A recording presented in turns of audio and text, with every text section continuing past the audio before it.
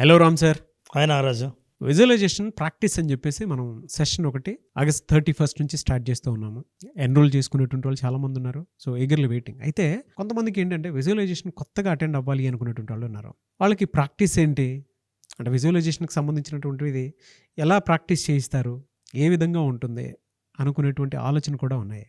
అంటే విజువలైజేషన్లో బేసిక్ థియరీని కూడా అర్థం చేసుకుందాం అనుకునేటువంటి వాళ్ళు ఉన్నారు. సో వాళ్ళ కోసం అని చెప్పేసి ఒకసారి అంటే థియరీతో పాటు ప్రాక్టికాలిటీ ఎలా ఉంటుందో ఒకసారి చూపిద్దాం అనుకుంటున్నాను. సో ఆ పాయింట్ నుంచి ఏం చెప్తారు? తప్పకుండా నారాజు. సో విజువలైజేషన్ అంటే పేర్లలో విజువలైజేషనే కానీ పంచేంద్రియాలు మన అనుభూతుల్ని ఎట్లా అనుభవిస్తాయి అన్నది చాలా ఇంపార్టెంట్ జీవితంలో. ఎందుకంటే ఈ ప్రపంచాన్ని మనం అర్థం చేసుకునేది పంచేంద్రియాల ద్వారానే. ఏం చూస్తామో, ఏం వింటామో, ఏం వాసన చూస్తామో, ఏ రుచి చూస్తామో, ఏది స్పర్శిస్తామో దాన్ని బట్టి ప్రపంచాన్ని అర్థం చేసుకుంటాం. ఏదైనా సరే నేను నోటికి ఒకటి రుచి ఇచ్చానంటే ఇదేంటో కళ్ళు మూసుకొని చెప్పచ్చు. ఒక శబ్దం వింటే కొంతమంది వాయిస్ కూడా ఇది ఎవరు మాట్లాడారో చెప్పచ్చు. వాసన వస్తే గతంలో ఇంతకుముందు ఎప్పుడు చూసామో ఇప్పుడు ఎక్కడ చూస్తున్నామో చెప్పచ్చు. సో ఇవన్నీ బ్రెయిన్లో రిజిస్టర్ అయి ఉంటాయి. విజువలైజేషన్ ఏం చేస్తుందంటే మనం చేస్తున్న విజువలైజేషన్ ప్రాక్టీస్ మీరు కావాలనుకుంటున్న భవిష్యత్ జీవితం ఎలా ఉండాలని కోరుకుంటున్నారో అప్పుడు జీవితంలో మీ పంచేంద్రియాలు అనుభవించే అన్ని రకాల అనుభవాలు ఎలా ఉంటాయో కేవలం ఊహ ద్వారా, ఇమాజినేషన్ ద్వారా, మెడిటేషన్ ద్వారా ఆ అనుభవాన్ని ఇవ్వటమే. ఒక్కొక్క ఇంద్రియం గురించి మాట్లాడితే మనం దానికి ఉన్న పవర్ ఏంటో తెలుస్తుంది. ఇవాళ మనం చెవి గురించి, శబ్దం గురించి మాట్లాడదాం. పంచేంద్రియాల్లో చెవి ఒక ఇంద్రియం, ఒక అవయవం. చెవి ద్వారా మనం శబ్దాన్ని వింటాం. ఎందుకు శబ్దాన్ని వింటాం? శబ్దం ద్వారా మనం పరిస్థితుల్ని, ప్రపంచాన్ని అర్థం చేసుకోవాలంటే శబ్దం ఉపయోగపడుతుంది. శబ్దం నుంచే నేను మాట్లాడగలిగే శక్తి నాకు వస్తుంది. నేనేం వింటానో కమ్యూనికేట్ చేయాలంటే శబ్దం వినాలి. ఫ్రంటల్ లోబ్ అని బ్రెయిన్లో ఒక భాగం ఇక్కడ ఉంటుంది. ఈ భాగం అన్ని శబ్దాలను రిజిస్టర్ చేసుకుంటుంది. నువ్వు వింటున్న శబ్దం ఎక్కడి నుంచి వస్తుంది, ఎంత దూరం నుంచి వస్తుంది, దేని నుంచి వచ్చింది, మానవ కంఠం నుంచి వచ్చిన శబ్దమా, వస్తువు నుంచి వచ్చిన శబ్దమా, శబ్దంలో ప్రమాదం దాగి ఉందా లేదా అద్భుతమైన అవకాశం దాగి ఉందా కూడా కనుక్కోవచ్చు. ఏ శబ్దాన్నైనా సరే మనం ఊహించి చెప్పగలం. అది నిజం కావచ్చు, అబద్ధం కావచ్చు, కానీ ప్రతి శబ్దం వెనకల ఒక దృశ్యం ఉంటుంది ఖచ్చితంగా. మనం ప్రతిరోజు మనకు తెలిసి తెలియకుండా ఎన్నో శబ్దాలు వింటుంటాం. ఉదాహరణకి విజువలైజేషన్ ద్వారా ఈ శబ్దం యొక్క ప్రాధాన్యత ఏంటో, ఆ శబ్దాన్ని మనం అర్థం చేసుకోవడం వల్ల విజువలైజేషన్లో సాధించాలనుకున్న గోల్ని సాధించడానికి ఎలా ఉపయోగపడుతుందో తెలుసుకుందాం. ఉదాహరణకి నారాజు, జస్ట్ క్లోజ్ యువర్ ఐస్. నా దగ్గర ఇక్కడ 3 వస్తువులు ఉన్నాయి. ఓకే. టేబుల్ మీద, కానీ మూడు సార్లు శబ్దం చేస్తాను. జాగ్రత్తగా విని ఏ శబ్దం ఎక్కడి నుంచి వచ్చింది, దేని నుంచి చేశానో నువ్వు చెప్పాలి. Okay Ram sir. Number 1, number 2, number 3. ఇప్పుడు మెల్లిగా కళ్ళు ఓపెన్ చేసి what is number 1, what is number 2 నువ్వు అడిగితే నేను మళ్ళీ సౌండ్ చేస్తాను, అక్కడే చేస్తాను. మళ్ళీ వినాలనుకుంటే వినొచ్చు. అదే మొదటి సౌండ్ దేని నుంచి వచ్చింది, రెండవ సౌండ్ దేని నుంచి వచ్చింది. ఇక్కడ ఒక పింగాణి కప్పు, ఒక గాజు గ్లాసు, ఓ స్టీల్ గ్లాసు ఉన్నాయి. నేను ఈ 3 శబ్దాలు 3 నుంచి చేశాను. ఆర్డర్ ఏంటో నువ్వు చెప్పాలి. నేను సెన్స్ చేసిన దాని ప్రకారం ఏంటంటే ఫస్ట్ది పింగాణి, సెకండ్ది గాజు గ్లాసు, థర్డ్ది స్టీల్ గ్లాస్. వండర్ఫుల్. వావ్. నాతో పాటు ప్రేక్షకులు కూడా ఒకసారి గట్టిగా చప్పట్లు కొట్టండి. నిజమేనా రామ్ సార్? వండర్ఫుల్. యా, నిజమే, నిజమే, అందులో అబద్ధం లేదు. Now you listen, see the sound.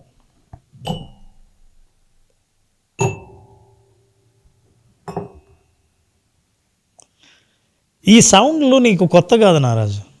నువ్వు ఎప్పుడో చిన్నప్పటి నుంచి ఎన్నో సందర్భాల్లో ఎక్స్పీరియన్స్ చేసి రిజిస్టర్ చేసుకున్న సౌండ్స్ ఏవి. ఇప్పుడు కళ్ళు మూసుకుంటే చెబితే నువ్వు చెప్పగలుగుతున్నావు. చెబుతున్నప్పుడు పింగాని అంటున్నప్పుడు విజువల్ ఉంది మైండ్లో. ఈ సౌండ్ని విజువల్కి కనెక్ట్ చేసావు, దృశ్యానికి కనెక్ట్ చేసావు, అనుభవానికి కనెక్ట్ చేసావు. విజువలైజేషన్లో శబ్దం అన్నది చాలా ప్రధానమైన విషయం. శబ్దం ద్వారా భవిష్యత్తులో నేను చేరాలనుకున్న స్థితి చేరితే అప్పుడు నా చుట్టూ వినిపించే శబ్దాలు ఎలా ఉండాలో సృష్టించుకునే శక్తి విజువలైజేషన్లో ఉంది. వైబ్స్ ఎప్పుడైతే సృష్టించుకున్నానో బ్రెయిన్కి వాస్తవానికి ఇమాజినేషన్కి డిఫరెన్స్ తెలియదు, అనుభవం మాత్రమే తీసుకుంటుంది. నువ్వు భయపడే విషయాలు ప్రతిదీ వాస్తవం కాకపోవచ్చు, ఊహించుకున్నవి కావచ్చు, కానీ వాస్తవంగా ఎలా భయపడతావో ఊహించుకున్నప్పుడు కూడా అంతే భయం వేస్తుంది. సో భయాన్ని రిజిస్టర్ చేస్తుంది. అట్లాగే శబ్దాన్ని కూడా. అట్లాగే భవిష్యత్తులో నేను గనక ఒక స్థితి నుంచి ఇంకో స్థితికి చేరాలనుకుంటే, నేను ఒక కోటీశ్వరుని అవ్వాలనుకుంటే, నేను ఒక జాబ్ పొందాలనుకుంటే, నేను ఒక మంచి పేరెంట్గా తయారవ్వాలనుకుంటే, నేను ఒక ఉన్నత స్థితికి చేరాలనుకుంటే, ఇట్లాంటి స్థితికి చేరాలని అనుకున్నప్పుడు నా జీవితం ఎలా ఉంటుంది అంటున్నప్పుడు నా పంచేంద్రియాలు నా అప్పటి జీవితాన్ని ఎలా చూస్తాయి, నా చెవులు ఏ శబ్దాన్ని వింటాయి. ఒక ఎగ్జాంపుల్ తీసుకుందాం. నేను ఒక పబ్లిక్ స్పీకర్ని, కానీ చాలా భయం స్టేజ్ ఎక్కాలంటే, మాట్లాడాలంటే భయం. అట్లాంటి వాడిని నేను ఎప్పుడైతే విజువలైజేషన్లో నా ప్రసంగం విని చాలామంది చప్పట్లు కొట్టే శబ్దాన్ని నేను వినగలిగితే, ఆ శబ్దం వినే సౌండ్, అప్రిసియేషన్ ఇచ్చే సౌండ్ నా కాన్ఫిడెన్స్ని పెంచుతుంది.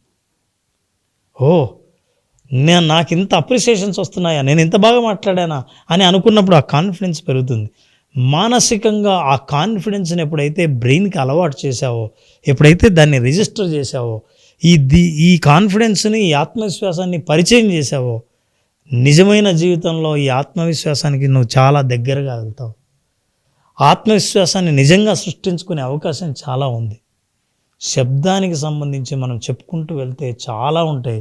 ఇలాంటి శబ్దమే కాదు, అప్రిసియేషనే కాదు, నీ డబ్బుల గలగల కావచ్చు, ఇతరులు ఎవరైనా చప్పట్లు కొట్టే చప్పట్ల శబ్దం కావచ్చు, ఎవరైనా నిన్ను మెచ్చుకుని అభినందించే మాటలు కావచ్చు. ఇట్లాంటివన్నిటినీ ఏ శబ్దాలైతే మనం వినాలనుకుంటున్న వాటిని విజువలైజేషన్ ద్వారా సృష్టించుకొని విన్నప్పుడు బ్రెయిన్ వాటిని వాస్తవంగా తీసుకొని వాస్తవ జీవితంలో నీకు ఆ అనుభవాన్ని ఇచ్చే ప్రయత్నం పూర్తిగా చేస్తుంది. దానికి ఎన్నో విషయాలు, ఎన్నో రకాలైన ఆ కాన్సెప్ట్స్ బ్రెయిన్లో, న్యూరో సైన్స్లో ఇవి నీకు సహకరిస్తూ వెళ్తాయి. ఇలా విజువలైజేషన్లో సరికొత్త అనుభవాల్ని పొందుతూ ఆత్మవిశ్వాసాన్ని పెంచుకోవడమే కాకుండా నేను కోరుకున్న భవిష్యత్ జీవితాన్ని ఖచ్చితంగా చేరుకుంటానన్న నమ్మకాన్ని విజువలైజేషన్ కల్పిస్తుంది. ఇది కేవలం మనం ఆడిటరీ మీద మాత్రమే చేసాం, మిగతా సెన్సెస్ మీద మనం మళ్ళీ మాట్లాడవచ్చు.